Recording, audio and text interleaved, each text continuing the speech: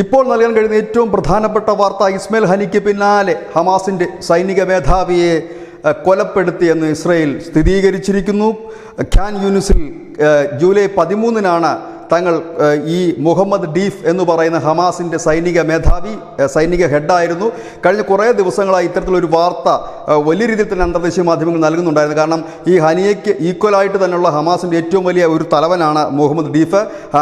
ഹനിയ എന്ന് പറയുന്ന ഇസ്മായിൽ ഹനിയ എന്ന് പറയുന്ന നേതാവ് പൊളിറ്റിക്കൽ നേതാവായിരുന്നുവെങ്കിൽ, അതായത് അവരുടെ രാഷ്ട്രീയ വിഭാഗത്തിൻ്റെ തലവനായിരുന്നു, ഫണ്ട് റേസിംഗ് മറ്റുമായിരുന്നു അദ്ദേഹത്തിൻ്റെ ചുമതലയെങ്കിൽ, ഈ മുഹമ്മദ് ഡീഫാണ് ഈ ഹമാസിൻ്റെ സൈനിക വിഭാഗമായ യസൈദീൻ അൽ ഖസാം ബ്രിഗേഡിൻ്റെ തലവൻ.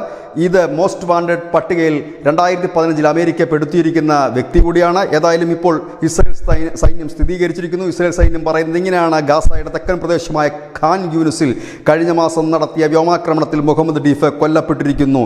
ഇത് ഈ ഹമാസ് ഇതുവരെ നിഷേധിക്കുകയായിരുന്നെങ്കിൽ ഇപ്പോൾ അത് ഇസ്രായേൽ തുറന്നു പറഞ്ഞിരിക്കുന്നു. അന്നത്തെ ദിവസം, അതായത് ജൂലൈ 13-ന് IDF ഒരു വലിയ വ്യോമാക്രമണമാണ് ആ പ്രദേശത്ത് നടത്തിയത്. 90ഓളം പേർ ആ വ്യോമാക്രമണത്തിൽ കൊല്ലപ്പെട്ടിരുന്നു. ആ കൂട്ടത്തിൽ മുഹമ്മദ് ഡീഫ് ഉണ്ടായിരുന്നു. മുഹമ്മദ് ഡീഫ് ഇരുന്ന പ്രദേശത്തെ മാത്രം 900 കിലോഗ്രാം ബോംബുകൾ വർഷിച്ചു എന്നാണ് ഡീറ്റെയിൽസ് പറയുന്നത്.